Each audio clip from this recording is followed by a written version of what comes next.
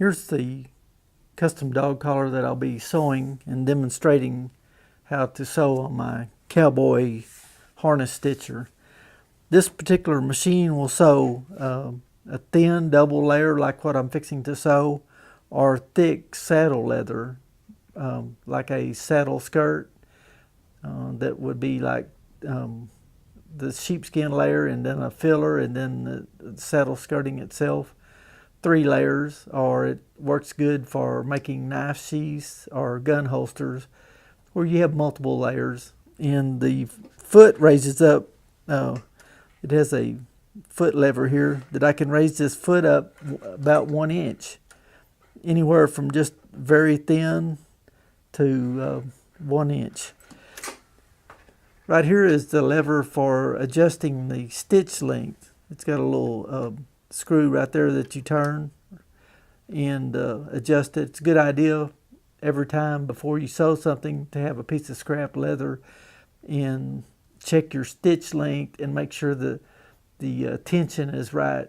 That's one good thing about a machine like this, that you really don't have to adjust the tension every time.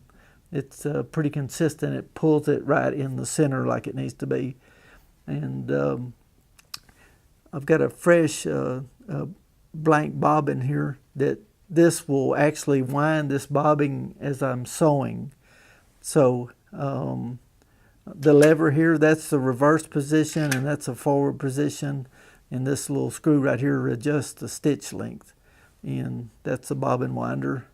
And I've got polyester 346 white on my machine, and it sews real well with that. And this particular machine has a servo motor on it, and it takes a little bit of adjusting to get the speed where you want it when you get a new machine like this.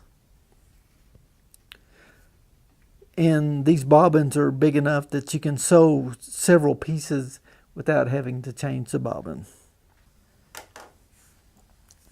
I'll start at the back here, and I'll set this in like that, and then bring my needle down where I want to start, like put the tip of the needle right there, and then I like to hold the bottom and the top thread as I start, so it starts off right and pulls the thread down. So I just give it a little start like that. I'm sewing without a guide. I have a guide that I can drop down here and put to the edge, which is pretty handy sometimes. But I've been sewing so long without a guide that I don't really need one myself.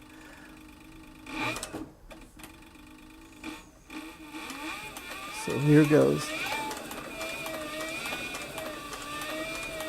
I like this servo motor because you can just really slow it down and concentrate on sewing right in the groove.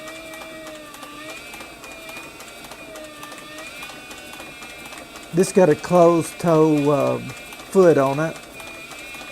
Usually when I get close to the end right here, I'll really slow down and make sure that I get the point of the needle right in, like the very end there where it looks real good. So I've got room for one more stitch here. No, I don't actually. So I'll just I'll raise my foot up and turn that around now.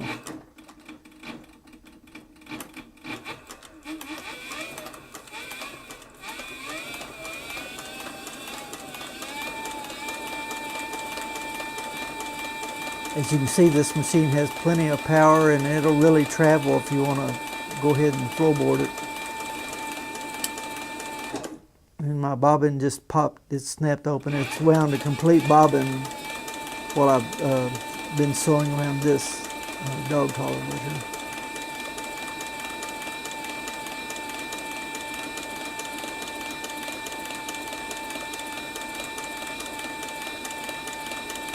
Okay, now I'm going to stop right here and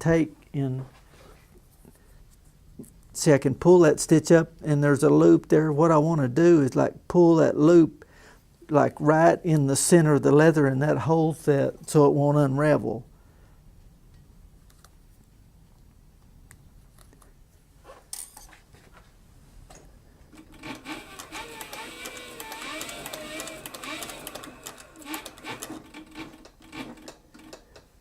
more stitch there, and then I'll raise my foot up. Yep, okay, I'll raise the foot up, turn it like that, and usually I overlap like 1 or 2 stitches.